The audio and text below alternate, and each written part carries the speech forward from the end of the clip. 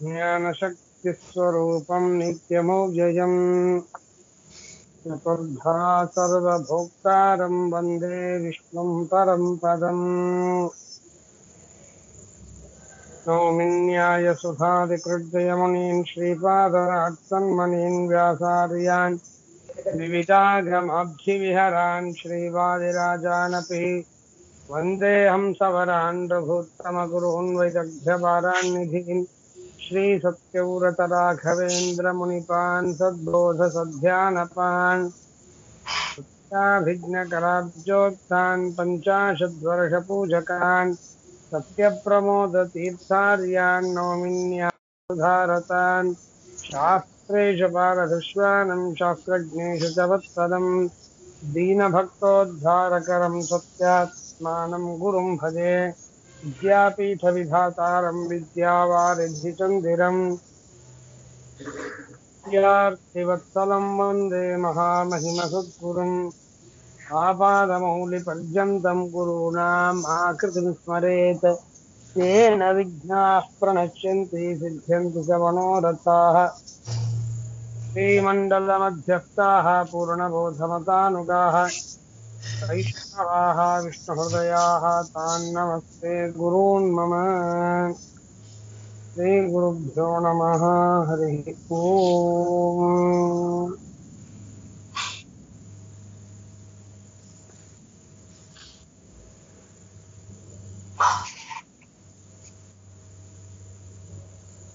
श्रीगुरुभ्यो नमः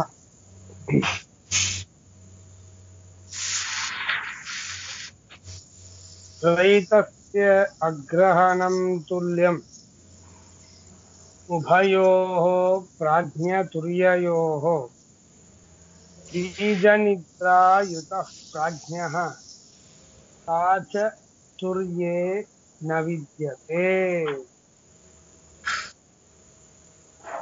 ಈ ಶ್ಲೋಕಕ್ಕೆ ಅರ್ಥ ಏನು ಅಂದ್ರೆ,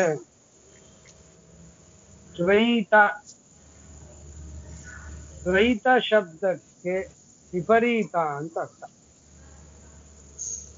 ಅಂದರೆ ದ್ವಿತೀಯ ಪ್ರಕಾರ,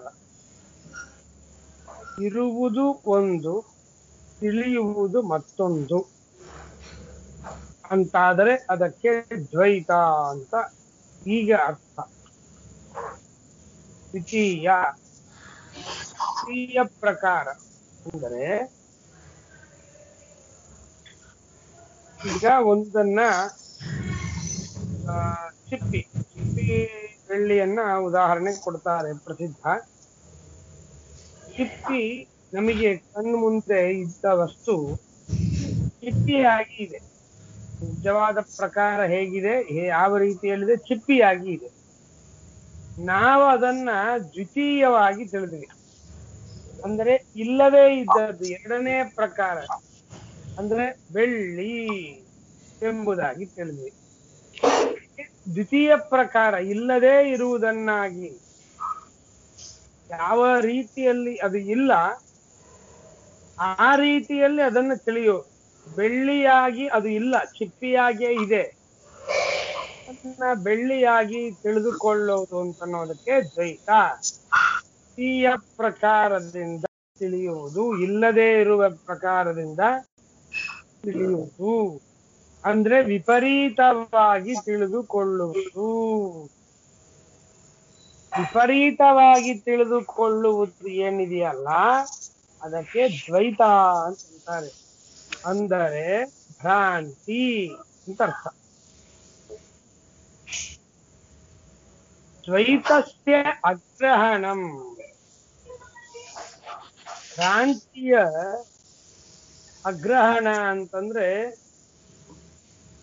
ಜ್ಞಾನಕ್ಕೆ ಕಾರಣವಾಗದಿರುವುದು. ಭ್ರಾಂತಿ ರೂಪ ಜ್ಞಾನಕ್ಕೆ ಕಾರಣವಾಗದೇ ಇರುವುದು. ಎಲ್ಲಿ ನಮಗೆ ಭ್ರಾಂತಿ ಬರುತ್ತೆ?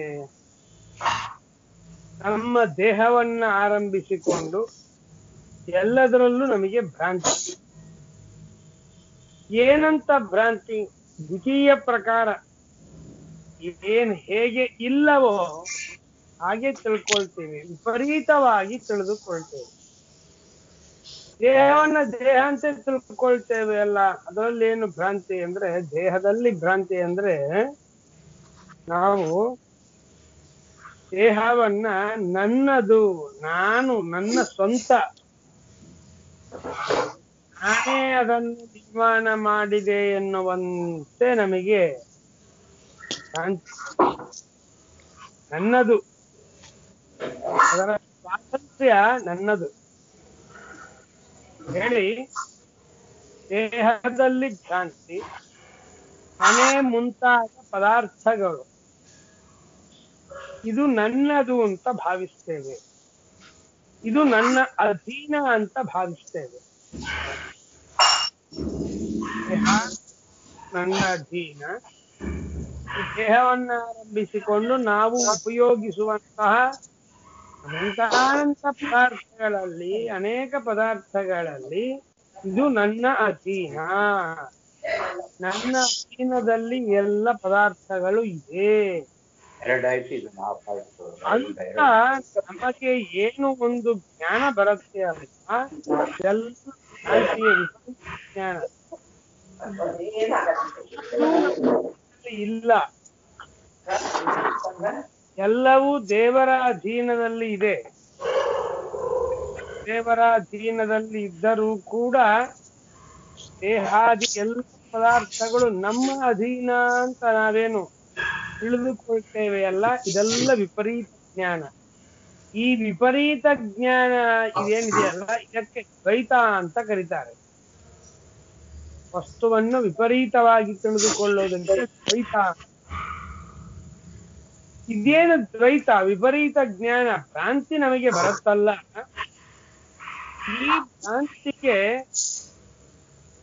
ಕಾರಣ ವಿಶ್ವನೂ ಅಲ್ಲ, ತೈಜಸನೂ ಅಲ್ಲ, ಯಾರೂ ಅಲ್ಲ. ದ್ವೈತಸ್ಯ ಅಗ್ರಹಣಂ ತುರಿಯನೂ ಅಲ್ಲ, ಪ್ರಾಜ್ಞನೂ ಅಲ್ಲ. ತೈಜಸ ಅಲ್ಲ, ತುರಿಯ ಪ್ರಾಜ್ಞ. ಈ ದ್ವೈತ ಅಂದ್ರೆ ವಿಪರೀತ ಜ್ಞಾನ. ಎಲ್ಲಿ ಬರೋ ವಿಪರೀತ ಜ್ಞಾನ? ದೇಹಾದಿಗಳಲ್ಲಿ ಬರುವ ಸ್ವಾತಂತ್ರ್ಯ ನನ್ನದು, ನಾನು ಮಾಡಿದೆ, ನಾನೇ ಸ್ವತಂತ್ರವಾಗಿ ಮಾಡಿದೆ ಅಂತ ಎಲ್ಲ ಕಡೆಗೆ ನಮಗೇನು ಸ್ವಾತಂತ್ರ್ಯ ಜ್ಞಾನ ಬರುತ್ತಲ್ಲ, ಇದೆಲ್ಲವೂ ಕೂಡ ವಿಪರೀತವಾದ. ನಿಜವಾಗಿ ಸ್ವತಂತ್ರವಾಗಿ ಮಾಡಿದ ದೇವರು, ನಾವು ಎಂದೂ ಕೂಡ ಅವನ ಅಧೀನವಾಗಿಯೇ ಮಾಡತಕ್ಕಂಥವರು. ಆದರೂ ಕೂಡ ನಮಗೆ ಸ್ವಾತಂತ್ರ್ಯ ತೋರಿ ಬರುತ್ತೆ. ಇದು ಏನಿದೆ ದ್ವೈತ, ವಿಪರೀತ ಜ್ಞಾನ ಇದೆ ಅಲ್ಲ, ಈ ವಿಪರೀತ ಜ್ಞಾನ, ದೇಹಾದಿಗಳಲ್ಲಿ ಬಂದಂತಹ ವಿಪರೀತ ಜ್ಞಾನ, ಈ ವಿಪರೀತ ಜ್ಞಾನಕ್ಕೆ ಪ್ರಾಜ್ಞನೂ ಕಾರಣನಲ್ಲ, ಪ್ರಾಜ್ಞನಿಂದ ವಿಪರೀತ ಜ್ಞಾನ ಬಂತು ಅಂತೂ ಅಲ್ಲ, ತುರಿಯನಿಂದ ವಿಪರೀತ ಜ್ಞಾನ ಬಂತು ಅಂತೂ ಅಲ್ಲ, ಇಬ್ಬರೂ ಕಾರಣರಲ್ಲ. ಅಗ್ರಹಣ ಎನ್ನುವ ಶಬ್ದಕ್ಕೆ, ಗ್ರಹಣಕ್ಕೆ, ಗ್ರಹಣ ಎಂದರೆ ಜ್ಞಾನ, ಅಗ್ರಹಣ ಎಂದರೆ ಜ್ಞಾನ ಕಾರಣರಲ್ಲ. ಯಾರು? ಪ್ರಾಜ್ಞ ತುರಿಯೋ, ಪ್ರಾಜ್ಞ ಹಾಗೂ ತುರಿಯ ಇವರಿಬ್ಬರೂ ಕೂಡ ವಿಪರೀತ ಜ್ಞಾನಕ್ಕೆ, ದೇಹಾದಿಗಳಲ್ಲಿ ನಮಗೆ ಬರುವಂತಹ ಸ್ವಾತಂತ್ರ್ಯ ಭ್ರಮರೂಪವಾದ ವಿಪರೀತ ಜ್ಞಾನಕ್ಕೆ ಪ್ರಾಜ್ಞರೂ ಕಾರಣರಲ್ಲ, ಹಾಗೆ ತುರಿಯರೂ ಕಾರಣರಲ್ಲ. ಹೀಗಾಗಿ ಪ್ರಾಜ್ಞ ಮತ್ತು ತುರಿಯರಲ್ಲಿ ತುಲ್ಯ, ಸಮಾನವಾಗಿದೆ. ಏನ್ ಸಮಾನವಾಗಿದೆ? ದ್ವೈತಸ್ಯ ಅಗ್ರಹಣಂ, ಕ್ರಾಂತಿಗೆ ಕಾರಣವಲ್ಲ ಅಂತನ್ನೋದು ಹೇಗೆ ಪ್ರಾಜ್ಞರಲ್ಲವೋ, ಹಾಗೆ ತುರಿಯ ರೂಪನಾದಂತಹ ಭಗವಂತನು ಈ ಜಗತ್ತಿನ ವಿಷಯದಲ್ಲಿ, ದೇಹಾದಿಗಳ ವಿಷಯದಲ್ಲಿ ಏನ್ ನಮಗೆ ಭ್ರಾಂತಿ ಬರುತ್ತೆ ಅದಕ್ಕೆ ಕಾರಣರಲ್ಲ. ಭ್ರಾಂತಿಗೆ ಪ್ರಾಜ್ಞನೂ ಕಾರಣನಲ್ಲ, ತುರಿಯನೂ ಕಾರಣನಲ್ಲ. ಇದು ಇವರಿಬ್ಬರಲ್ಲಿ ಸಮಾನ. ಆದರೆ ಬೀಜ ನಿದ್ರಾಯುತ ಪ್ರಾಜ್ಞ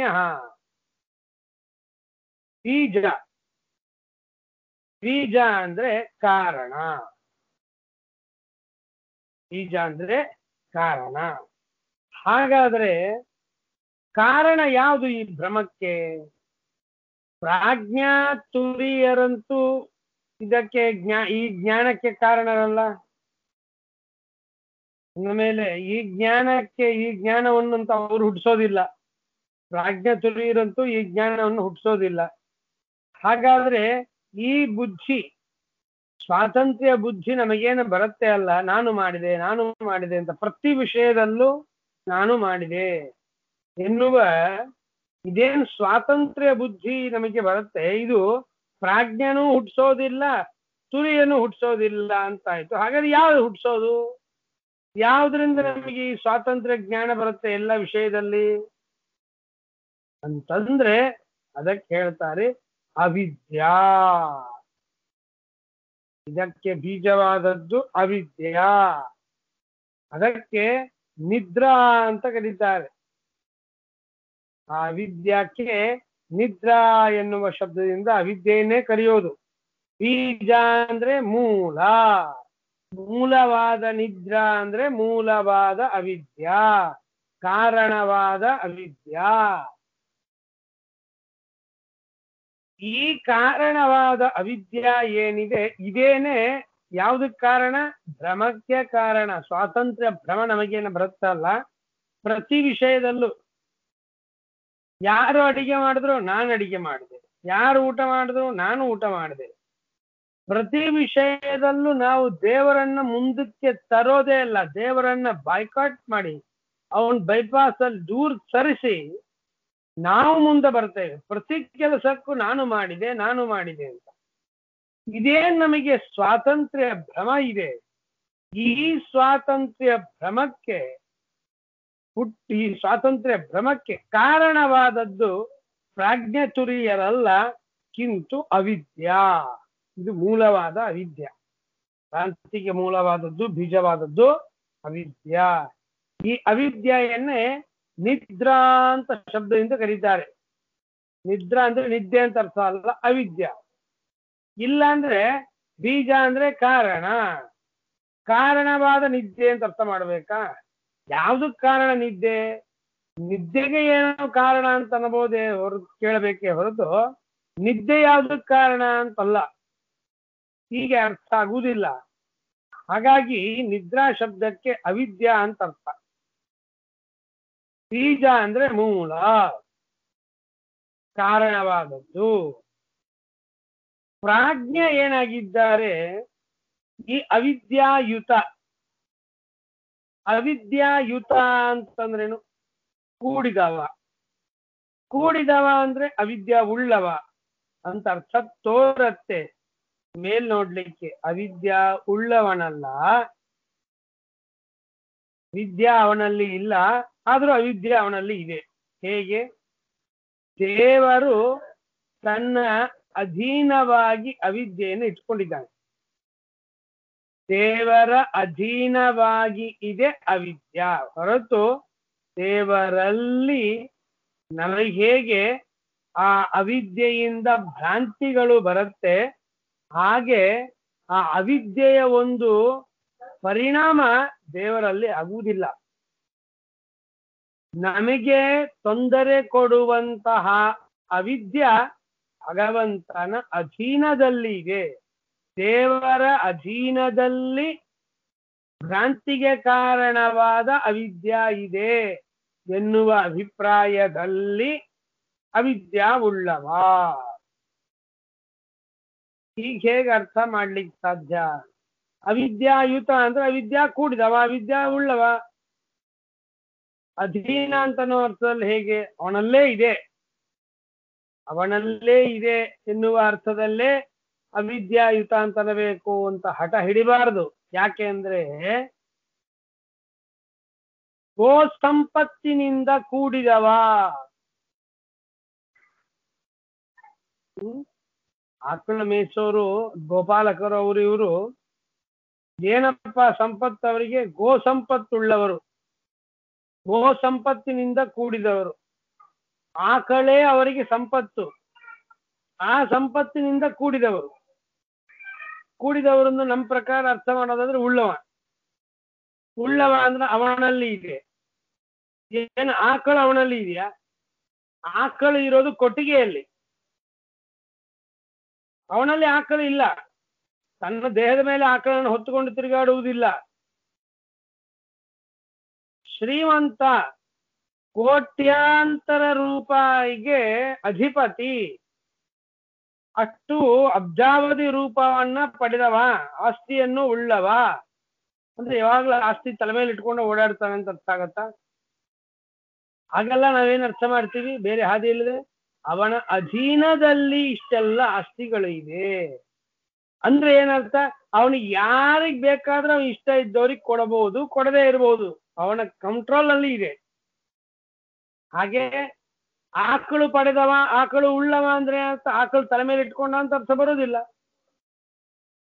ಗೋವನ್ನ ತಲೆ ಮೇಲೆ ಇಟ್ಕೊಂಡ ಅಂತ ಅರ್ಥ ಬರೋದಿಲ್ಲ. ಕಿಂತು ಅವನ ಕಂಟ್ರೋಲ್ ನಲ್ಲಿ ಆಕಳಿದೆ, ಯಾರಿಗೆ ಬೇಕಾದ್ರೆ ಅವನು ದಾನ ಮಾಡಬಹುದು, ಆಕಳನ್ನ ದಾನ ಮಾಡದೇನು ಇರಬಹುದು. ಹೀಗೆ ಅವರ ಅಧೀನ ಎನ್ನುವ ಅರ್ಥದಲ್ಲಿ ಉಳ್ಳವ ಎನ್ನುವುದಾಗಿ ನಾವೇ ಎಷ್ಟೋ ಕಡೆಗೆ ಪ್ರಯೋಗ ಮಾಡ್ತೇವೆ. ಶ್ರುತಿಯಲ್ಲಿ ಹೇಳಿದಾಗ ಮಾತ್ರ ಯಾಕೊಂಡು ನಮಗೆ ಕಟಾಕ್ಷ ಶ್ರುತಿ ಮೇಲೆ, ಶ್ರುತಿ ಹೀಗೆ ಯಾಕೆ ತಪ್ಪು ಹೇಳುತ್ತೆ? ಶ್ರುತಿಗೆ ನಾವು ಹಾಗೆ ಅರ್ಥ ಮಾಡಿದಾಗ ಶ್ರುತಿಗೆ ಹೀಗೆ ಯಾಕೆ ಅರ್ಥ ಮಾಡ್ಲಿಕ್ಕೆ ಸಾಧ್ಯ ಅಂತ ಅಂತೇವೆ. ಆದ್ರೆ ನಮಗ್ ಗೊತ್ತಿರೋದಿಲ್ಲ ವ್ಯವಹಾರದಲ್ಲಿ ಇಂಥದ್ದನ್ನು ನಾವು ಬಳಸಿರ್ತೇವೆ. ಅದನ್ನ ನಾವು ಹೀಗೆ ಮಾಡಿದ್ದೇವೆ ಅರ್ಥ, ವ್ಯವಹಾರದಲ್ಲಿ ಈ ಅರ್ಥ ಇಟ್ಟುಕೊಂಡೇ ನಾವು ಬಳಸಿದ್ದೇವೆ ಅಂತ ಒಮ್ಮೆ ನಾವು ನೆನಪು ಮಾಡಿಕೊಂಡ್ರೆ ಹಾಗಾದ್ರೆ ಶ್ರುತಿಗೆ ಹೀಗೆ ಅರ್ಥ ಹೇಳೋದು ಸರಿ ಅಂತ ಅನಿಸುತ್ತೆ. ಹಾಗೆ ಇಲ್ಲಿ ಏನು ನಮಗೆ ಬರುವ ಭ್ರಮಕ್ಕೆ ಕಾರಣವಾದ ಅವಿದ್ಯಾ ಇದೆಯಲ್ಲ, ಆ ಅವಿದ್ಯಾ ಉಳ್ಳವ, ಅವಿದ್ಯಾದಿಂದ ಕೂಡಿದವ ಅಂದ್ರೆ ಏನು? ಅವಿದ್ಯೆಯನ್ನ ಅಧೀನದಲ್ಲಿ ಇಟ್ಟುಕೊಂಡವ ಯಾರು? ಪ್ರಾಜ್ಞನ ಅಧೀನದಲ್ಲಿ ಇದೆ ಅವಿದ್ಯಾ. ನಮ್ಮ ಭ್ರಾಂತಿಗೆ ಮೂಲವಾದ ಅವಿದ್ಯಾ ಪ್ರಾಜ್ಞನ ಅಧೀನದಲ್ಲಿ ಇದೆ. ಆ ಭಗವಂತ ಏನ್ ಮಾಡ್ತಾನೆ ಗೊತ್ತಾ? ದೇವರ ಅಧೀನದಲ್ಲಿದೆ ಅಂತನ್ನೋದ್ರಿಂದ ತದ್ಯುಕ್ತತ್ವಪ್ರದ ಪ್ರಾಜ್ಞ ನಮಗೆ ಅವಿದ್ಯೆಯನ್ನು ಕೊಡ್ತಾನೆ. ಆ ಭಗವಂತ ಮಹಾಸ್ವಾಮಿ ತನ್ನ ಅಧೀನದಲ್ಲಿ ಇರುವ ಅವಿದ್ಯೆಯನ್ನು ನಮಗೆ ಕೊಟ್ಟು ನಮಗೆ ಭ್ರಾಂತಿ ಬರುವಂತೆ ಮಾಡ್ತಾನೆ ಶರೀರ ಮುಂತಾದ ಪದಾರ್ಥಗಳಲ್ಲಿ. ಈ ಕೆಲಸ ತುರಿಯ ಮಾಡುವುದು. ಸಾಚ ತುರಿಯೇ ನವಿದ್ಯತೆ. ಈ ಕೆಲಸ ಅಂದ್ರೆ ಮತ್ತೊಬ್ಬರಿಗೆ ಅವಿದ್ಯೆಯನ್ನು ಕೊಡುವ ಕೆಲಸ ತುರಿಯ ಮಾಡುವುದಿಲ್ಲ. ಹಾಗಾದ್ರೆ ಈ ಶ್ಲೋಕಕ್ಕೆ ಒಟ್ಟಿಗೆ ಅರ್ಥ ಏನಾಯ್ತು? ನಮಗೆ ಬರುವ ಅವಿದ್ಯೆಗೆ ಕಾರಣರು ಪ್ರಾಜ್ಞರು ಅಲ್ಲ, ತುರಿಯರು ಅಲ್ಲ. ಇದು ಇಬ್ಬರಲ್ಲಿ ಸಮಾನ, ತುಲ್ಯಂ. ದ್ವೈತಸ್ಯ ವಿಪರೀತ ಜ್ಞಾನಕ್ಕೆ ಅಗ್ರಹಣಂ, ದ್ವೈತಸ್ಯ ವಿಪರೀತದ ಅಗ್ರಹಣಂ ಜ್ಞಾನಕ್ಕೆ ಅಕಾರಣರು ಪ್ರಾಜ್ಞತುರಿಯೋ ಉಭಯೋ ತುಲ್ಯಂ. ಪ್ರಾಜ್ಞಾ ಮತ್ತು ತುರಿಯ ಇಬ್ಬರೂ ಕೂಡ ಇದೇನು ನಮಗೆ ವಿಪರೀತವಾದ ಜ್ಞಾನ ಬರುತ್ತಲ್ಲ ಅದಕ್ಕೆ ಅವರು ಕಾರಣರಲ್ಲ. ಹಾಗಾದರೆ ಕಾರಣ ಏನಪ್ಪಾ? ಬೀಜ ನಿದ್ರಾ. ಇದೇನು ದ್ವೈತ ವಿಪರೀತ ಜ್ಞಾನಕ್ಕೆ ಬೀಜ ಕಾರಣವಾದದ್ದು ನಿದ್ರಾ, ಅವಿದ್ಯಾ. ಅದಕ್ಕೇನಂತಾರ? ಮೂಲಾವಿದ್ಯಾ ಅಂತಾರೆ. ಎಲ್ಲದಕ್ಕೂ ಮೂಲವೇ. ಈ ಅವಿದ್ಯಾ ಉಳ್ಳವ ಅಂದ್ರೆ ಅವಿದ್ಯೆಯನ್ನು ಕೊಡುವವ, ಅವಿದ್ಯೆಯನ್ನ ತನ್ನ ಅಧೀನದಲ್ಲಿ ಇಟ್ಟುಕೊಂಡವ ಯಾರು? ಪ್ರಾಜ್ಞ. ಸಾಚ ಈ ಬೀಜ ನಿದ್ರಾ ಏನಿದೆ, ಅವಿದ್ಯಾ ಏನಿದೆ, ಅದು ತುರಿಯೇ ನ ವಿದ್ಯತೆ. ಈ ಕೆಲಸವನ್ನ ತುರಿಯ ಮಾಡುವುದಿಲ್ಲ. ಅಂದ್ರೆ ತುರಿಯ ಈ ಅವಿದ್ಯೆಯನ್ನ ಕೊಡುವ ಕೆಲಸ ವ್ಯಾಪಾರ ಮಾಡುವುದಿಲ್ಲ. ಹಾಗಾದ್ರೆ ಆ ವ್ಯಾಪಾರ ಮಾಡುವವರು ಪ್ರಾಜ್ಞಾ. ಇಷ್ಟು. ಹಾಗಾದ್ರೆ ವ್ಯತ್ಯಾಸ ಏನು ಬಂತು? ಒಂದು ವಿಷಯದಲ್ಲಿ ಪ್ರಾಜ್ಞಾ ತುರಿಯ ಸಮ. ಯಾವ ವಿಷಯದಲ್ಲಿ?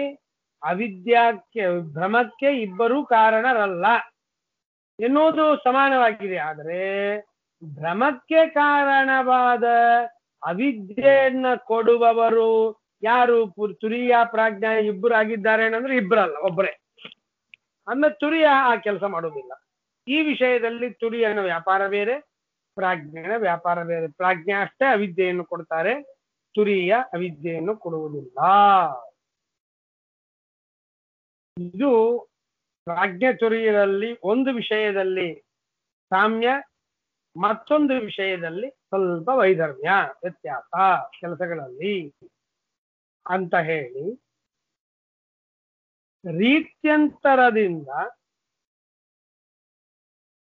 ವಿಶ್ವತೈಜಸ ಪ್ರಾಜ್ಞರಲ್ಲಿ ಸಾಮ್ಯ ಮತ್ತು ವೈಧರ್ಮ್ಯ ವ್ಯತ್ಯಾಸ ಇದೆರಡನ್ನ ಈಗ ಹೇಳ್ತಾ ಇದ್ದಾರೆ.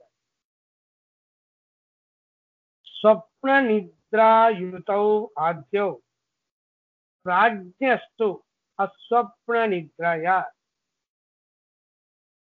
ನ ನಿದ್ರಾಂ ನೈವ ಚ ಸ್ವಪ್ನಂ ತುರ್ಯೇ ಪಶ್ಯಂತಿ ನಿಶ್ಚಿತಾಃ. ಇಲ್ಲಿ ಸ್ವಪ್ನ ಎನ್ನುವ ಪದವನ್ನ ಉಪನಿಷತ್ತು ಆಡ್ತಾ ಇದೆ. ಈ ಪದದಿಂದ ಉಪಲಕ್ಷಣತೆಯ ಮತ್ತೊಂದು ಪದವನ್ನು ತೆಗೆದುಕೊಳ್ಳಿ. ಹೇಗೆ? ಕಾಗಿಯಿಂದ ಮೊಸರನ್ನು ಕಾಪಾಡು ಅಂತ ಹೇಳಿದಾಗ, ಹಾಗಾದ್ರೆ ಬೇರೆ ಪ್ರಾಣಿಗಳು ಮೊಸರನ್ನ ಮುಟ್ಟಿದರೆ ನಡೀತದ? ಪರವಾಗಿಲ್ವಾ ಅಂತಂದ್ರೆ ಇಲ್ಲ. ಕಾಗಿ ಎನ್ನುವ ಶಬ್ದದಿಂದ ಬರೀ ಕಾಗಿ ಅಷ್ಟೇ ತೆಗೆದುಕೊಳ್ಳಬೇಡಿ, ಬೇರೆ ಯಾವುದೇ ಪ್ರಾಣಿಗಳು ಬಂದು ಮುಟ್ಟಿದ್ರು ಅದು ಬೇರೆ ಶ್ರಾದ್ದಾದಿ ಕರ್ಮಗಳಿಗೆ ಉಪಯೋಗಿಸ್ಲಿಕ್ಕೆ ಬರೋದಿಲ್ಲ. ಆಮೇಲೆ ಕಾಗಿ ಅಂದ್ರೆ ಬರೀ ಕಾಗಿ ಅಲ್ಲ, ನಾಯಿ, ಬೆಕ್ಕು ಮುಂತಾದ ಪ್ರಾಣಿಗಳು ಮುಟ್ಟದೇ ಇದ್ದಂತೆ ನೋಡಿಕೊಳ್ಳಿ. ಹಾಗಾದ್ರೆ ಏನ್ ಮಾಡಿದಂಗಾಯ್ತು ಇಲ್ಲಿ? ಕಾಗಿ ಶಬ್ದದಿಂದ ಕಾಗಿಯನ್ನಷ್ಟೇ ತೆಗೆದುಕೊಳ್ಳೋದಿಲ್ಲ, ಕಿಂತು ಬೆಕ್ಕು ಮುಂತಾದವುಗಳನ್ನು ಕಾಗಿ ಶಬ್ದದಿಂದ ತೆಗೆದುಕೊಳ್ತೇವೆ. ಹಾಗೆ ಇಲ್ಲಿ ಸ್ವಪ್ನ ಎನ್ನುವ ಪದವನ್ನ ಉಪನಿಷತ್ತು ಆಡಿದೆ. ಈ ಸ್ವಪ್ನ ಎನ್ನುವ ಶಬ್ದದಿಂದ ಸ್ವಪ್ನವನ್ನಷ್ಟೇ ತೆಗೆದುಕೊಳ್ಳೋದಲ್ಲ, ಜಾಗೃತನ್ನು ತೆಗೆದುಕೊಳ್ಳೋದು. ಕಾಗಿ ಎನ್ನುವ ಶಬ್ದದಿಂದ ಕಾಗಿಯನ್ನಷ್ಟೇ ತೆಗೆದುಕೊಳ್ತಾ ಇಲ್ಲ, ಬಿಡಾಳ, ಬೆಕ್ಕು ಮುಂತಾದವುಗಳನ್ನ ತೆಗೆದುಕೊಳ್ಳುವಂತೆ ಇಲ್ಲಿ ಸ್ವಪ್ನ ಎನ್ನುವ ಶಬ್ದದಿಂದ ಜಾಗೃತ ಅವಸ್ಥೆಯನ್ನೂ ತೆಗೆದುಕೊಳ್ಳಬೇಕು. ಇದು ಏನಿದು? ಭ್ರಾಂತಿ. ಸ್ವಪ್ನದಲ್ಲಿ ಸ್ವಪ್ನ ಎಂಬ ಭ್ರಾಂತಿ, ಜಾಗೃತ್ ಎನ್ನುವ ಭ್ರಾಂತಿ.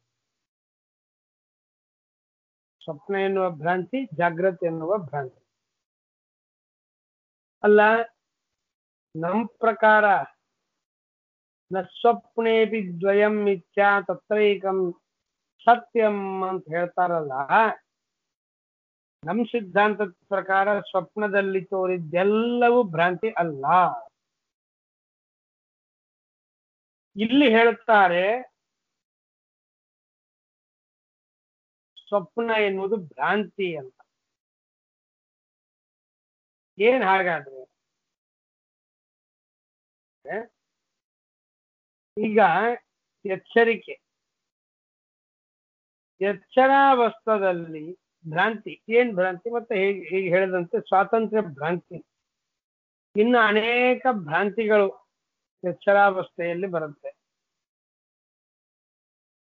ಆ ಭ್ರಾಂತಿಯನ್ನೇ, ಭ್ರಾಂತಿಯ ಅನುಭವದಿಂದ ಸಂಸ್ಕಾರ. ಸ್ವಪ್ನ ನಮಗೆ ಹೇಗೆ ಬರುತ್ತೆ ಅಂತಂದ್ರೆ, ನಾವು ಜಾಗೃತ ಅವಸ್ಥೆಯಲ್ಲಿ ಏನೆಲ್ಲ ಪದಾರ್ಥದ ಅನುಭವವನ್ನು ಮಾಡಿಕೊಂಡಿರ್ತೇವೆ ಅದೆಲ್ಲ ಪದಾರ್ಥಗಳು ಸಂಸ್ಕಾರ ರೂಪೇಣ ಆ ಜ್ಞಾನ ಅನುಭವ ಹೋಗಿ ಅದೆಲ್ಲ ಸಂಸ್ಕಾರವಾಗಿ ಉಳಿದಿರುತ್ತೆ. ಆ ಸಂಸ್ಕಾರವನ್ನೇ ಆಧಾರವಾಗಿ ಉಪಾದಾನವಾಗಿ ಇಟ್ಟುಕೊಂಡು ಭಗವಂತ ಸ್ವಪ್ನ ಪದಾರ್ಥಗಳನ್ನ ಸೃಷ್ಟಿ ಮಾಡ್ತಾನೆ. ಹೀಗಾಗಿ ಸ್ವಪ್ನ ಪದಾರ್ಥಗಳೆಲ್ಲ ಸತ್ಯ. ಹೇಗೆ ಅಂತೂ ಬಹಳ ವಿಚಾರಗಳಿದೆ, ಸದ್ಯಕ್ಕೆ ಬೇಡ. ನಮ್ ಸಿದ್ಧಾಂತ ಅದೆಲ್ಲ ಉಪಾದಾನ ಕಾರಣ ಇದೆ. ಈಗ ಸ್ವಪ್ನ ಪದಾರ್ಥ ಸತ್ಯ, ಚಿಪ್ಪಿಯಲ್ಲಿ ತೋರಿದ ಬೆಳ್ಳಿ ಸುಳ್ಳು. ಸ್ವಲ್ಪ ವ್ಯತ್ಯಾಸ ತಿಳ್ಕೊಳ್ಳೋಣ. ಚಿಪ್ಪಿಯಲ್ಲಿ ತೋರಿದ ಬೆಳ್ಳಿಯೂ ನಿಮ್ ಕೈಗೆ ಸಿಗೋದಿಲ್ಲ. ಎಚ್ಚರಿಕೆ ಆದ ಮೇಲೆ ಸ್ವಪ್ನದಲ್ಲಿ ತೋರಿದ ಪದಾರ್ಥವೂ ಸಿಗೋದಿಲ್ಲ.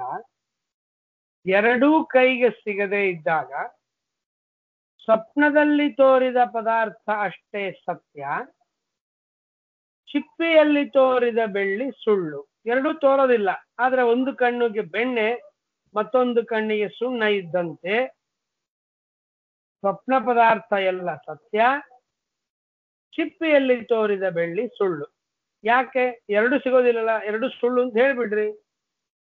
ಚಿಪ್ಪಿಯಲ್ಲಿ ತೋರಿದ ಬೆಳ್ಳಿ ಕೈಗೆ ಸಿಗದೇ ಇರೋದರಿಂದ ಅದು ಹೇಗೆ ಸುಳ್ಳು, ಹಾಗೆ ಎಚ್ಚೆತ್ತುಕೊಂಡಾಗ ಸ್ವಪ್ನದ ಪದಾರ್ಥ ಯಾವುದು ನಮಗೆ ಸಿಗುವುದಿಲ್ಲ. ಆದ್ದರಿಂದ ಇದನ್ನು ಸುಳ್ಳು ಅಂತ ಹೇಳಬಹುದಲ್ವೇ ಅಂತಂದ್ರೆ ಹಾಗಿಲ್ಲ. ಚಿಪ್ಪಿಯಲ್ಲಿ ತೋರಿದ ಬೆಳ್ಳಿ ಏನಿದೆಯಲ್ಲ, ಇದು ಯಾವುದರಿಂದ ನಿರ್ಮಾಣ ಮಾಡಿದ್ದು ಹೇಳಿ? ಸತ್ಯ ಅಂತನ್ನಬೇಕಾದ್ರೆ ಯಾವುದೋ ಒಂದರಿಂದ ನಿರ್ಮಿತವಾಗಿರಬೇಕು, ಉಪಾದಾನ ಇರಬೇಕು, ಅಥವಾ ಅನಾದಿಯಾದರೂ ಹೇಳಬೇಕು, ಅಥವಾ ಉಪಾದಾನ ಇದೆ ಅಂತಾದ್ರೂ ಹೇಳಬೇಕು. ಚಿಪ್ಪಿಯಲ್ಲಿ ತೋರಿದ ಬೆಳ್ಳಿ ಅನಾದಿ ಅಂತಂತೀರಾ? ಹೇಳಲಿಕ್ಕಂತ ಸಾಧ್ಯ ಇಲ್ಲ. ಈಗ ತಾನು ತೋರ್ತಾ ಇದೆ ಒಂದು. ಇಲ್ಲ ಏನಾದ್ರೂ ಒಂದು ಮೆಟಲ್ ನಿಂದ ಅಥವಾ ಯಾವ್ದಾದ್ರು ಒಂದರಿಂದ ಮಾಡಿದ್ದು ಅಂತಂತೀರಾ? ಅದು ಹೇಳಲಿಕ್ಕೆ ಸಾಧ್ಯ ಇಲ್ಲ. ಉಪಾದಾನ ಇಲ್ಲ. ಚಿಪ್ಪಿಯಲ್ಲಿ ತೋರಿದ ಬೆಳ್ಳಿಗೆ ಉಪಾದಾನ ಇಲ್ಲ. ಉಪಾದಾನ ಇಲ್ಲದೆ ಇದ್ದ ಕಾರಣ ಏನಾಗಿದೆ, ಅದನ್ನ ಸುಳ್ಳು, ಮಿಥ್ಯ, ಅಸತ್ ಅಂತ ಕರೀತಾರೆ, ಕರಿತೇವೆ ದ್ವೈತಿಗಳು. ಅದ್ವೈತಿಗಳು ಕರೆಯುವುದಿಲ್ಲ, ದ್ವೈತಿಗಳು ಹಾಗೆ ಕರಿತೇವೆ, ಅಸತ್ ಅಂತ ಕರಿತೇವೆ. ಆದರೆ ಸ್ವಪ್ನ ಪದಾರ್ಥ ಇದು ಸಂಸ್ಕಾರವೆಂಬಂತಹ ಉಪಾದಾನದಿಂದ ಸ್ವಪ್ನ ಪದಾರ್ಥ ನಿರ್ಮಾಣ ಅಂತನ್ನುವುದು ಆಗಿರ್ತದೆ. ಆದ್ದರಿಂದ ಆ ಸ್ವಪ್ನ ಪದಾರ್ಥಗಳು ಸತ್ಯವಾಗಿದೆ.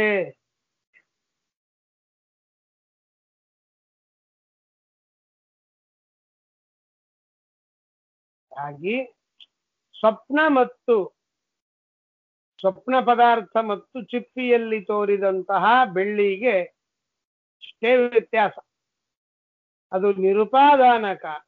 ಚಿಪ್ಪಿಯಲ್ಲಿ ತೋರಿದ ಬೆಳ್ಳಿ ಅದು ಯಾವುದರಿಂದ ನಿರ್ಮಿತವಲ್ಲ, ಆ ಕಾಲದಲ್ಲಿ ತೋರಿದ್ದಷ್ಟೇ. ಇದು ಹಾಗಲ್ಲ, ತೋರಿದೆ ಮತ್ತು ನಿರ್ಮಿತವೂ ಆಗಿದೆ. ಯಾವುದರಿಂದ? ಸಂಸ್ಕಾರದಿಂದ. ಹೀಗಾಗಿ ಸ್ವಪ್ನ ಪದಾರ್ಥಕ್ಕೂ ಚಿಪ್ಪಿಯಲ್ಲಿ ತೋರಿದಂತಹ ಬೆಳ್ಳಿಗೂ ವ್ಯತ್ಯಾಸವಿದೆ ಅಂತ ನಾವು ಮೊದಲು ಸ್ಪಷ್ಟವಾಗಿ ತಿಳ್ಕೊಳ್ಳೋಣ. ಹೀಗಾಗಿ ನಮ್ಮಲ್ಲಿ ಸ್ವಪ್ನ ಪದಾರ್ಥಗಳು ಸುಳ್ಳಲ್ಲ. ಹೀಗಾಗಿ ಸುಳ್ಳಲ್ಲ ಅಂತಂದ ಮೇಲೆ ಅದರ ಬಗ್ಗೆ ಬಂದಂತಹ ಜ್ಞಾನವು ಭ್ರಾಂತಿ ಅಲ್ಲ.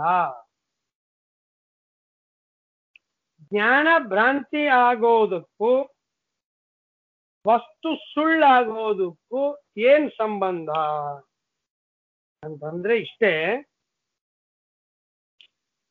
ಒಂದು ಜ್ಞಾನ ಯಥಾರ್ಥ ಅಂತಾಗಬೇಕಾದರೆ ನಾವು ತಿಳಿದಿದ್ದು ಸರಿ ಅಂತಾಗಬೇಕಾದರೆ ನಮ್ಮ ಜ್ಞಾನದಲ್ಲಿ ತೋರಿದಂತಹ ಪದಾರ್ಥಗಳು ನಮಗೆ ಉಪಲಬ್ಧವಾಗಬೇಕು, ಸತ್ಯವಾಗಬೇಕು. ಪದಾರ್ಥಗಳು ಸತ್ಯವಲ್ಲ, ಆದರೆ ಅದರ ಬಗ್ಗೆ ನಮಗೆ ಜ್ಞಾನ ಬಂತು ಅಂತಾದ್ರೆ ಅದು ಮಿಥ್ಯ. ಆಗ ಜ್ಞಾನ ಅಯಥಾರ್ಥ ಅಂತ ಆಗ್ತದೆ. ಉದಾಹರಣೆಗೆ, ನದಿ ತೀರದಲ್ಲಿ 5 ಹಣ್ಣುಗಳು ಇವೆ ಅಂತ ನಾನು ಹೇಳಿದೆ. ನನ್ನ ಮಾತಿನಿಂದ ಒಬ್ಬರಿಗೆ ಜ್ಞಾನ ಹುಟ್ಟಿತು. ಓ, ನದಿ ತೀರದಲ್ಲಿ 5 ಹಣ್ಣು ಇದೆ ಅಂತ ಹೇಳ್ತಾ ಇದ್ದಾರೆ ಅಂತ ಹೇಳಿ ಹಸಿದ ವ್ಯಕ್ತಿ ತಿನ್ಲಿಕ್ಕೆ ಹೋದ. ನನ್ನ ಮಾತಿನಿಂದ ಅವನಿಗೇನು ಜ್ಞಾನ ಬಂತಲ್ಲ, ಈ ಜ್ಞಾನ ಸತ್ಯ ಯಥಾರ್ಥನ ಯಥಾರ್ಥನ, ಸರಿಯಾದ ಜ್ಞಾನನ ಭ್ರಾಂತಿಯ ಅಂದ್ರೆ ಭ್ರಾಂತಿ. ಯಾಕೆ ಅಂದ್ರೆ ನದಿ ತೀರದಲ್ಲಿ 5 ಹಣ್ಣೇ ಇಲ್ಲ. ವಸ್ತು ಇಲ್ಲದೆ ಇದ್ದಾಗ ವಸ್ತು ಇದ್ದಂತೆ ನಮಗೆ ಜ್ಞಾನ ಬಂದರೆ ಅದು ಭ್ರಾಂತಿ. ಹಾಗಾದರೆ ಜ್ಞಾನಕ್ಕೆ ಭ್ರಾಂತಿತ್ವವಾಗಲಿ ಜ್ಞಾನಕ್ಕೆ ಯಥಾರ್ಥತ್ವವಾಗಲಿ ಬರುವುದು ವಸ್ತುವಿನ ಸತ್ಯತ್ವ ಮಿಥ್ಯಾತ್ವದ ಮೇಲೆ. ನಾವು ತಿಳಿದಂತಹ ವಸ್ತು ಅಲ್ಲಿ ಇದ್ದರೆ ನಮಗೆ ಬಂದ ಜ್ಞಾನ ಯಥಾರ್ಥ. ನಾವು ತಿಳಿದ ವಸ್ತು ಅಲ್ಲಿ ಇಲ್ಲದೆ ಇದ್ದರೆ, ವಸ್ತು ಇಲ್ಲದೆ ಇದ್ದಾಗಲೂ ನಮಗೆ ವಸ್ತು ಇದ್ದಂತೆ ತೋರಿದರೆ ಆ ಜ್ಞಾನ ಅಯಥಾರ್ಥ. ಹೀಗೆ ಜಾಗ್ರದ ಅವಸ್ಥೆಯಲ್ಲಿ ಹೇಗೆ ನಮಗೆ ಅಯಥಾರ್ಥ ಜ್ಞಾನ ಬಂತು? ಸ್ವಾತಂತ್ರ್ಯ. ನಮಗೆ ಸ್ವಾತಂತ್ರ್ಯ ಇದೆ ಅಂತ ನಾವು ತಿಳಿದಿದ್ದೇವೆ, ಆದರೆ ನಿಜವಾಗಿಯೂ ಸ್ವಾತಂತ್ರ್ಯ ಇಲ್ಲ. ಹಣ್ಣು ಇದೆ ಅಂತ ತಿಳ್ಕೊಂಡೆ ನಾನು ನದಿ ತೀರದಲ್ಲಿ, ನಿಜವಾಗಿಯೂ ಅಲ್ಲಿ ಹಣ್ಣು ಇಲ್ಲ. ಹಾಗಾದ್ರೆ ಹಣ್ಣು ಇಲ್ಲ, ನಾನು ಇದೆ ಅಂತ ತಿಳಿದುಕೊಂಡೆ, ಆ ಕಾರಣಕ್ಕೆ ನನ್ನ ಜ್ಞಾನ ಭ್ರಮ ಅಂತ ಆಗುವುದಾದರೆ, ಜಗತ್ತಿನ ವಿಷಯದಲ್ಲಿ ಘಟಪಟಾದಿಗಳ ವಿಷಯದಲ್ಲಿ ನನಗೆ ಏನ್ ಜ್ಞಾನ ಬಂದಿದೆ? ಇದು ನನ್ನ ಅಧೀನ, ನಾನೇ ಇದನ್ನು ಸೃಷ್ಟಿ ಮಾಡಿದ್ದೆ ಅಂತ ನನಗೆ ಸ್ವಾತಂತ್ರ್ಯದ ಜ್ಞಾನ ಬರ್ತಾ ಇದೆ. ಹೆಂಡತಿ ಮಕ್ಕಳು ಅದು ಇದು ಈ ಪದಾರ್ಥಗಳೆಲ್ಲವೂ ಕೂಡ ನನ್ನ ಅಧೀನ ಅಂತ ನನಗೆ ಜ್ಞಾನ ಬರುತ್ತೆ. ಹಾಗಾದ್ರೆ ನಿಜವಾಗಿ ನನ್ನ ಅಧೀನವ? ಸ್ವಾತಂತ್ರ್ಯ ನಮ್ಮಲ್ಲಿ ಇದೆಯಾ? ಇಲ್ಲ. ಸ್ವಾತಂತ್ರ್ಯ ನಮ್ಮಲ್ಲಿ ಇಲ್ಲದೆ ಇದ್ದರೂ ಕೂಡ ನಮಗೆ ಏನು ಸ್ವಾತಂತ್ರ್ಯ ಇದೆ ಅಂತ ತೋರಿದೆ, ಅದೆಲ್ಲ ಭ್ರಾಂತಿ. ಇದೇ ಜಾಗ್ರತ್ ಭ್ರಮ. ಮತ್ತು ಸ್ವಪ್ನ ಭ್ರಮ. ಇಲ್ಲಿವರೆಗೆ ಏನ್ ತಿಳಿದಿದ್ದೇವೆ? ಸ್ವಪ್ನ ನಮ್ಮ ಪ್ರಕಾರ ಭ್ರಾಂತಿ ಅಲ್ಲ.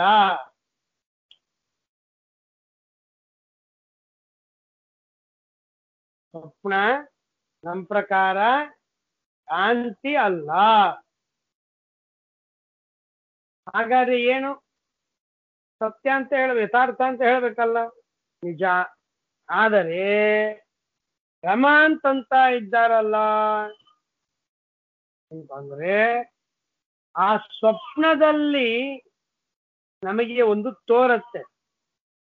ಸ್ವಪ್ನದಲ್ಲಿ ತೋರಿದ ಪದಾರ್ಥಗಳೆಲ್ಲ ಸತ್ಯ, ಇಲ್ಲ ಅಂದಿಲ್ಲ. ಆದರೆ ಜಾಗ್ರದ ಅವಸ್ಥೆಯಲ್ಲೇ ನಾನಿದನ್ನ ನೋಡ್ತಾ ಇದ್ದೇನೆ ಅಂತ ನಮಗೆ ತೋರುತ್ತೆ. ಇದೆಲ್ಲ ಈಗ ನನ್ನಲ್ಲಿ ಇದೆ ಅಂತ ತೋರುತ್ತೆ. ನನ್ನಲ್ಲಿ ಇದೆಲ್ಲ ಇದೆ ಅಂತ ತೋರುತ್ತೆ. ಆ ತೋರೋದೇನಿದೆಲ್ಲ ಅದು ತಪ್ಪು, ಅದು ಭ್ರಾಂತಿ. ಇದೆಲ್ಲ ಇದೆ,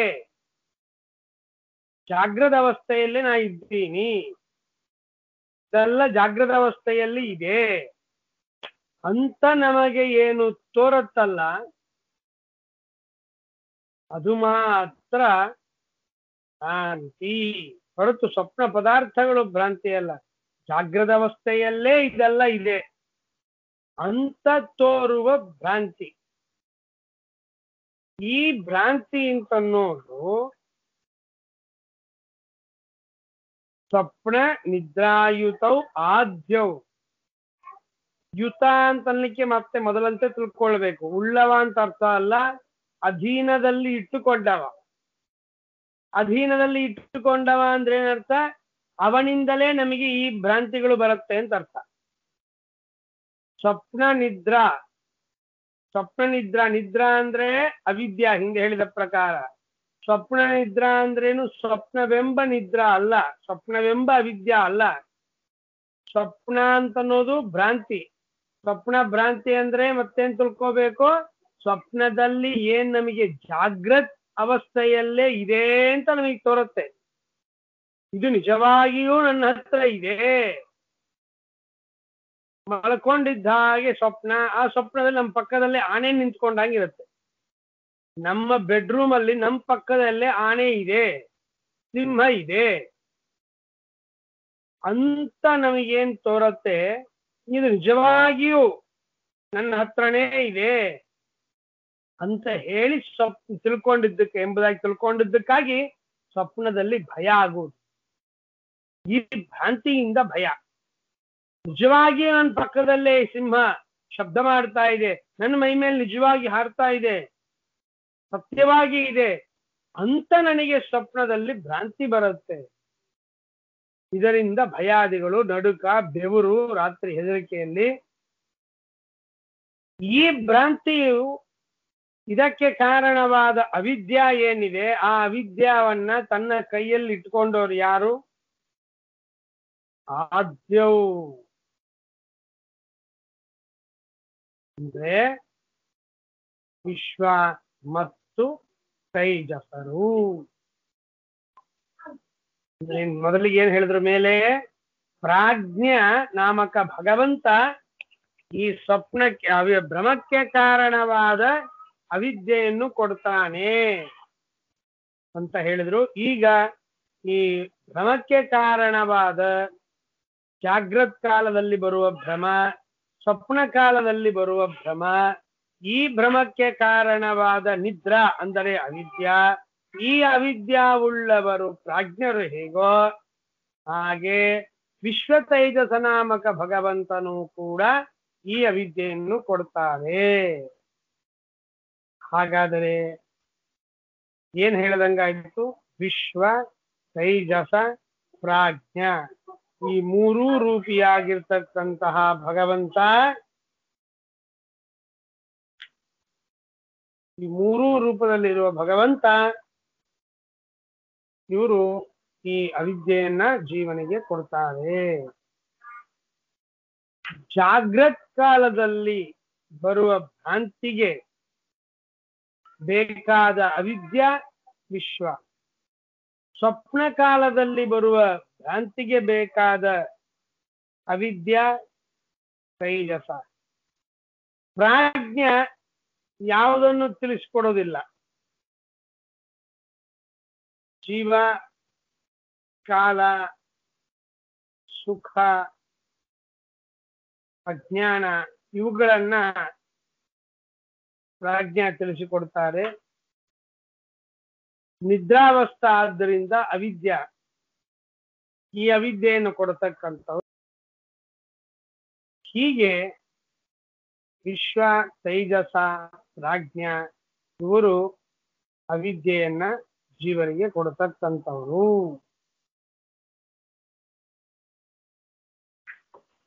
ಪ್ರಾಜ್ಞಸ್ತು ಅಸ್ವಪ್ನ ನಿದ್ರಯ. ಪ್ರಾಜ್ಞನಾಮಕನಾದಂತಹ ಭಗವಂತ ಏನಿದ್ದಾನೆ ಅವನು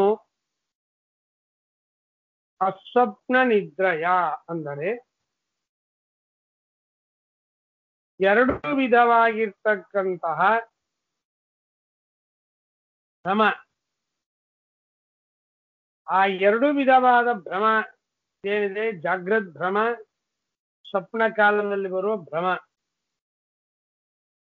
ಆ ಎರಡೂ ವಿಧವಾದ ಭ್ರಮ ಇಲ್ಲದೆ ಇದ್ದಾಗ ಕೇವಲ ಅವಿದ್ಯ, ಎರಡು ವಿಧವಾದ ಭ್ರಮಕ್ಕೆ ಕಾರಣವಾದ್ದು ಅವಿದ್ಯ, ಎರಡು ವಿಧವಾದ ಭ್ರಮ ಇಲ್ಲ, ಕೇವಲ ಅವಿದ್ಯ ಇದೆ. ಯಾವಾಗ? ನಿದ್ರಾವಸ್ಥೆಯಲ್ಲಿ. ಹಾಗೇನ್ ಭ್ರಮ ಬರುವುದಿಲ್ಲ. ಆಗ ಆ ನಿದ್ರಾವಸ್ಥಾ ಏನಿದೆ, ಗಾಢ ನಿದ್ರಾ ಅಂತ ಅನ್ನೋದು, ಆಗಲೂ ಕೂಡ ಅವಿದ್ಯ ಇದೆ. ಅಂತಹ ಅವಿದ್ಯೆಯನ್ನು ಕೊಡತಕ್ಕಂಥವರು ಪ್ರಾಜ್ಞಾ. ಹೀಗೆ ಜ್ಞಾನಿಗಳು ತಿಳಿತಾರೆ. ಇನ್ನು ತುರಿಯ ಏನ್ ಮಾಡ್ತಾರೆ? ನನಿದ್ರಾಂ ನೈವ ಚ ಸ್ವಪ್ನಂ ತುರ್ಯೇ ಪಶ್ಯಂತಿ ನಿಶ್ಚಿತಾಹ. ತುರಿಯ ನಾಮಕನಾಗಿರ್ತಕ್ಕಂತಹ ಭಗವಂತ ನಿದ್ರಾವನ್ನೂ ಕೊಡುವುದಿಲ್ಲ, ಸ್ವಪ್ನವನ್ನೂ ಕೊಡುವುದಿಲ್ಲ. ಹೀಗಾಗಿ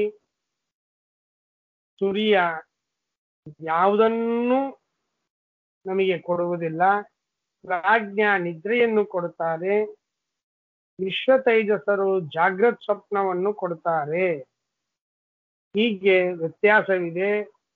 ಒಂದು ವಿಷಯದಲ್ಲಿ ಮೂರು ಜನ ಒಬ್ಬರೇ ಒಂದೇ, ಆ ವಿಷಯದಲ್ಲಿ ಅವಿದ್ಯಾವನ್ನು ಕೊಡುವವರು, ಆ ವಿಷಯದಲ್ಲಿ ವಿಶ್ವ ತೈಜಸ ಪ್ರಾಜ್ಞರು ಅವಿದ್ಯೆಯನ್ನು ಕೊಡುತ್ತಾರೆ. ತುರಿಯ ನಿದ್ರೆಯನ್ನು ಕೊಡುವುದಿಲ್ಲ, ಸ್ವಪ್ನವನ್ನು ಕೊಡುವುದಿಲ್ಲ, ಈ ಎರಡಕ್ಕೆ ಕಾರಣವಾದ ಅವಿದ್ಯೆಯನ್ನು ಕೊಡುವುದಿಲ್ಲ. ಹೀಗೆ ವಿಶ್ವ ತೈಜಸ ಪ್ರಾಜ್ಞ ತುರಿಯ, ಹೀಗೆ ಈ ತುರಿಯ ಈ ಮೂರು ರೂಪದಿಂದ ವಿಲಕ್ಷಣವಾದ ಕಾರ್ಯವನ್ನು ಮಾಡ್ತಾನೆ. ಆದ ಮೇಲೆ ಈ ತರಹ ನಮ್ಮ ದೇಹದಲ್ಲೇ ತುರಿಯ ನಾಮಕ ಭಗವಂತ ಇದ್ದಾನೆ. ನಮ್ಮ ದೇಹದಲ್ಲಿ ತುರಿಯ ನಾಮಕ ಭಗವಂತ ಇದ್ದಾನೆ ನಿಜ. ಆದರೂ ಅವನ ವ್ಯಾಪಾರ ಈಗ ಏನು ಆಗುವುದಿಲ್ಲ, ನಿತ್ಯವಸ್ಥೆಯಲ್ಲೇ ಆಗುವುದು ನಿಜ. ಅಂತಹ ಭಗವಂತನ ದರ್ಶನ ಆಗುವುದಾದರೂ ಹೇಗೆ? ಯಾವಾಗ ಆಗ್ತದೆ? ಆಗ್ಲಿಕ್ಕೆ ಸಾಧ್ಯತೆ ಇದೆಯೋ ಇಲ್ಲೋ ಅಂತ ಪ್ರಶ್ನೆ ಮಾಡಿದಾಗ ಮಂತ್ರ ಉತ್ತರ ಕೊಡುತ್ತೆ. ಅನ್ಯಥಾ ಗೃಹತ ಸ್ವಪ್ನಃ ನಿದ್ರಾ ತತ್ವಂ ಅಜಾನತಃ ವಿಪರ್ಯಾಸೆ ತಯೋಃ ಕ್ಷೀಣೆ ತುರೀಯಂ ಪದಂ ಅಶ್ನುತೆ. ಅನ್ಯಥಾ ಗೃಹತಃ, ದೇಹಾದಿ ಪದಾರ್ಥಗಳು ನಮ್ಮ ಅಧೀನವಾಗದೇ ಇದ್ದರೂ ನಮ್ಮ ಅಧೀನ ಅಂತ ತಿಳ್ಕೊಳ್ಳೋದು. ಹೀಗೆ ಯಾರು ತಿಳ್ಕೊಳ್ತಾರಲ್ಲ ಅವರಿಗೆ ಸ್ವಪ್ನ ಬರ್ತದೆ. ನೋಡಿ, ಬಹಳ ಕಷ್ಟ. ನಮಗೆ ಆ ಸ್ವಪ್ನ ಬಂತು, ಈ ಸ್ವಪ್ನ ಬಂತು, ಆಗ ನಮಗೆ ಭ್ರಾಂತಿ ಹೆಚ್ಚದಂತ ಇದೆ ಉಪನಿಷತ್ತು. ದೇವರ ಅಧೀನವಾದ ಪದಾರ್ಥಗಳನ್ನ ನನ್ನ ಅಧೀನ ಅಂತ ಯಾರು ತಿಳಿದುಕೊಳ್ತಾರೆ ಅವರಿಗೆ ಸ್ವಪ್ನ ಬರ್ತದೆ. ಅಂದ್ರೆ ಏನು? ಸ್ವಪ್ನ ಅಂದ್ರೆ ಏನು? ಭ್ರಮ, ಮಿಥ್ಯಾಜ್ಞಾನವೆಂಬಂತಹ ಭ್ರಮ, ಭ್ರಮದ ಪರಂಪರ. ಹಾಗಾಗಿ ಮಿಥ್ಯಾಜ್ಞಾನವೆಂಬ ಭ್ರಮ ಪರಂಪರ. ಏನ್ ಹೇಗೆ ಭ್ರಮ ಪರಂಪರ? ಮಿಥ್ಯಾಜ್ಞಾನದ ಭ್ರಮ ಬರೋದು ಅಂದ್ರೆ ಹೇಗೆ ಅಂದ್ರೆ,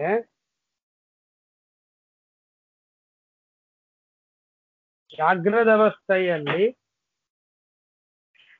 ಯಾವುದರ ಜ್ಞಾನ ಬರುತ್ತೋ ಅದರ ಸಂಸ್ಕಾರದಿಂದಲೇನೆ ಸ್ವಪ್ನ ಬರೋದು. ಆಮೇಲೆ ಜಾಗ್ರದ ಅವಸ್ಥೆಯಲ್ಲಿ ನಮಗೆ ಭ್ರಾಂತಿ ಬಂದಾಗ ಅದರ ಸಂಸ್ಕಾರದಿಂದ ಭ್ರಾಂತಿ, ಹೀಗೆ ಒಂದು ಭ್ರಾಂತಿಯಿಂದ ಮತ್ತೊಂದು ಭ್ರಾಂತಿ. ಹೀಗಾಗಿ ತಪ್ಪು ತಿಳುವಳಿಕೆ ಎಂಬಂತಹ ಭ್ರಮ ಇದು ಜಾಗ್ರದ ಅವಸ್ಥೆಯಲ್ಲೂ ಇದೆ, ಸ್ವಪ್ನಾವಸ್ಥೆಯಲ್ಲೂ ಇದೆ. ಹೀಗೆ ಈ ಭ್ರಮ ಪರಂಪರ ಅಂತನ್ನುವುದು ಯಾರು ಅನ್ಯಥಾ ಜ್ಞಾನ ಮಾಡಿಕೊಳ್ಳುತ್ತಾರೆ, ಭಗವಂತನೇ ಸ್ವತಂತ್ರನಾದರೂ ಎಲ್ಲ ಪದಾರ್ಥ ಅವನ ಅಧೀನವಾದರೂ ನನ್ನ ಅಧೀನ ಅಂತ ನಾವು ತಿಳ್ಕೊಂಡ್ರೆ ನಮಗೆ ಈ ಭ್ರಮ ಪರಂಪರ ಅಂತನ್ನುವುದು ಬರಬೇಕಾಗ್ತದೆ. ತತ್ವಂ ಅಜಾನತಃ, ಭಗವಂತನಿಗೆ ಸ್ವಾತಂತ್ರ್ಯಾದಿಗಳು ಇದೆ ಎನ್ನುವ ತತ್ವವನ್ನು ತಿಳಿಯದೇ ಇರತಕ್ಕಂಥವರು ನಿದ್ರಾ. ತತ್ವಂ ಅಜಾನತಃ ನಿದ್ರಾ. ಯಾರು ಹೀಗೆ ತಿಳಿದುಕೊಳ್ಳೋದಿಲ್ಲ, ಯಾಕೆ ತಿಳ್ಕೊಳ್ಳೋದಿಲ್ಲ? ಅವಿದ್ಯಾದಿಂದ ಕೂಡಿಕೊಂಡಿರ್ತಾವ್ರೆ ಅವರು. ಯಾರು ತತ್ವಜ್ಞಾನ ಮಾಡಿಕೊಳ್ಳೋದಿಲ್ಲ ಅವರು ಅವಿದ್ಯೆಯಿಂದ ಕೂಡಿರ್ತಾರೆ. ಯಾರು ವಿಪರೀತ ಜ್ಞಾನ ಮಾಡಿಕೊಂಡಿರ್ತಾರೆ, ಅಂದ್ರೆ ದೇವರ ಅಧೀನ ಸ್ವತಂತ್ರ ಯಾರು ಅಂತ ಗೊತ್ತೇ ಇರೋದಿಲ್ಲ ಅಂತವರು ಅವಿದ್ಯೆಯಿಂದ ಕೂಡಿರ್ತಾರೆ. ಯಾರು ನಾನೇ ಸ್ವತಂತ್ರ ಅಂತ ವಿಪರೀತವಾಗಿ ತಿಳ್ಕೊಂಡಿರ್ತಾರೆ ಅವರು ಮಿಥ್ಯಾಜ್ಞಾನ ಪರಂಪರಾ ಉಳ್ಳವರಾಗ್ತಾರೆ. ಹೀಗೆ ಮಿಥ್ಯಾಜ್ಞಾನ, ಮೂಲ ವಿದ್ಯಾ ಬಂಧ ಇದೆಲ್ಲವೂ ಕೂಡ ಮನುಷ್ಯನಿಗಿದ್ದಾಗ ತಯೋ ವಿಪರ್ಯಾಸೆ ಕ್ಷೀಣೆ, ಇವು ಎರಡರ ವಿಪರ್ಯಾಸ ಅಂದ್ರೆ ಆವರ್ತನ, ತಪ್ಪು ತಿಳುವಳಿಕೆ ಅಜ್ಞಾನ, ತಪ್ಪು ತಿಳುವಳಿಕೆ ಅಜ್ಞಾನ, ಹೀಗೆ ಅಜ್ಞಾನ ತಪ್ಪು ತಿಳುವಳಿಕೆ ನಮಗೆ ಪುನಃ ಪುನಃ ಪುನಃ ಪುನಃ ಬರ್ತಾನೇ ಇರ್ತದೆ. ಇದು ಯಾವಾಗ ಕ್ಷೀಣ ಆಗ್ತದೆ, ಯಾವಾಗ ನಾವು ತಪ್ಪು ತಿಳುವಳಿಕೆ ಮಾಡಿಕೊಳ್ಳುವುದಿಲ್ಲ, ಅಜ್ಞಾನದಿಂದ ದೂರ ಆಗ್ತೇವೆ, ಆಗ ಚತುರ್ಥನಾದಂತಹ ತುರಿಯನ ರೂಪದರ್ಶನ ಅಂತನ್ನುವುದು, ಸಾಕ್ಷಾತ್ಕಾರ ಅಂತನ್ನುವುದು ಆಗ್ತದೆ. ಚತುರ್ಥಂ ಪದಂ, ತುರಿಯನ ಸಾಕ್ಷಾತ್ಕಾರ ಅಂತನ್ನೋದು ಹಾಗಾಗ್ತದೆ. ಯಾವಾಗ ಮಿಥ್ಯಾಜ್ಞಾನ ಬರುವುದಿಲ್ಲ, ಯಾವಾಗ ಅಜ್ಞಾನ ಇರುವುದಿಲ್ಲ, ದೇವರ ಬಗ್ಗೆ ಸರಿಯಾಗಿ ತಿಳುವಳಿಕೆ ಮಾಡಿಕೊಳ್ಳಬೇಕು. ನಾವು ಸ್ವತಂತ್ರರು ಅಂತ ಅನ್ನೋದು ಭಾವಿಸಬಾರದು, ಇದು ನಮಗೆ ನಿಶ್ಚಿತ ಆಗಬೇಕು. ಆಗ ಇದು ಪರಿಪಕ್ವವಾದಾಗ ತುರಿಯನ ದರ್ಶನ ಆಗ್ತದೆ. ಅಲ್ಲಿ ತರಹ ತುರಿಯನ ದರ್ಶನ ಆಗುವುದೇ ಇಲ್ಲ. ಇದು ನಮ್ಮನ್ನ ಬಿಟ್ಟಿದ್ದಲ್ಲ, ಈ ತಪ್ಪು ತಿಳುವಳಿಕೆ ಆಗಲಿ ಅಥವಾ ಅಜ್ಞಾನವಾಗಲಿ. ಹೀಗಾಗಿ ತುರಿಯನ್ನು ನೋಡುವಂತಹ ಆಶಾ ಬಿಡಬೇಕಾಗ್ತದೆ ನಾವು. ಅಂತಂದ್ರೆ ಶ್ರೀಮದಾಚಾರ್ಯ ಸಿದ್ಧಾಂತವನ್ನು ಹಿಡಿದಾಗ ಅವಶ್ಯವಾಗಿ ಆಶೆಯನ್ನು ಮಾಡಬಹುದು. ಅಜ್ಞಾನ ಮತ್ತು ವಿಪರೀತ ಜ್ಞಾನ ಶ್ರೀಮದಾಚಾರ್ಯ ಸಿದ್ಧಾಂತದಿಂದ ನಮಗೆ ನಿವೃತ್ತಿ ಆಗ್ತದೆ. ಯೋಗ್ಯ ಅವಸ್ಥಾ ಬಂದಾಗ ಭಗವಂತನ ದರ್ಶನ ಆಗ್ತದೆ. ಅಂತೂ ತುರಿಯ ದರ್ಶನ ಆಗುವುದು ಬಹಳ ಕಷ್ಟ. ವಿಶ್ವತೈಜಸ ಪ್ರಾಜ್ಞನ ದರ್ಶನ ಆಗುವುದಿಲ್ಲ, ಆದ್ರೆ ಅದರ ಕಾರ್ಯವಾದ್ರೂ ಅನುಭವಿಸ್ತೇವೆ. ಎಚ್ಚರ, ಸ್ವಪ್ನ, ಗಾಢ ನಿದ್ರ. ತುರಿಯನ ಕಾರ್ಯ ಏನು? ನಮ್ಮ ಸ್ವರೂಪದ ಜ್ಞಾನ ಅದು ನಮಗೆ ಆಗಬೇಕು, ತುರಿಯನ ದರ್ಶನ ಆಗಬೇಕು. ಇದು ತುರಿಯನ ದರ್ಶನವಾಗದ ಹೊರತು ಇದು ಆಗುವುದಿಲ್ಲ. ಹೀಗಾಗಿ ಅದು ಸಾಧನೆ ಪರಿಪಕ್ವವಾದಾಗ ಭಗವಂತ ಮಾಡಿಸ್ತಾನೆ. ಈಗ ಅದ್ಯ ಸಂಸಾರಾವಸ್ಥೆಯಲ್ಲಿ ಈ ಮೂರು ರೂಪದ ವಿಶ್ವತೈಜಸ ಪ್ರಾಜ್ಞರ ಒಂದು ಕಾರ್ಯವನ್ನು ಮಾತ್ರ ನಾವು ಅನುಭವಕ್ಕೆ ತಂದುಕೊಳ್ತಾ ಇದ್ದೇವೆ. ಆ ವಿಶ್ವತೈಜಸ ಪ್ರಾಜ್ಞರಿಗೂ ತುರಿಯರಿಗೂ ವ್ಯತ್ಯಾಸ ಅಂತ ಅನ್ನೋದನ್ನ ಇಲ್ಲಿವರೆಗೆ ನಾವು ಈ ಶ್ಲೋಕಗಳಿಂದ ತಿಳಿದುಕೊಳ್ಳುವಂತಹ ಪ್ರಯತ್ನವನ್ನು ಮಾಡಿದ್ದೇವೆ. ನಾಳೆಯ ದಿವಸ ಮುಂದೆ 3 ಶ್ಲೋಕಗಳ ಅರ್ಥವನ್ನು ತಿಳಿಯುವಂತಹ ಪ್ರಯತ್ನ ಮಾಡೋಣ. ಶ್ರೀ ಕೃಷ್ಣಾರ್ಪಣಮಸ್ತು. ನಾಹಂಕರ್ತ ಹರಿಕರ್ತ ಸತ್ಪೂಜಾ ಕರ್ಮಚಾಖಿಲಂ ತಥಾಪಿ ಮತ್ಕೃತಾ ಪೂಜಾ ಭಕ್ತಂ ಸರ್ವನ್ಯಾಸಪರಾಧೇ ಸರ್ವಗುಣಸಂಪೂರ್ಣಃ ಸರ್ವದೋಷವಿವರ್ಜಿತಃ ದೀಯತಾಂ ಪರಿಕೇವಾಲಂ ವಿಷ್ಣುರ್ಮೇ ಪರಮಸ್ವರತ. ಶ್ರೀಕೃಷ್ಣಾರ್ಪಣಮಸ್ತು.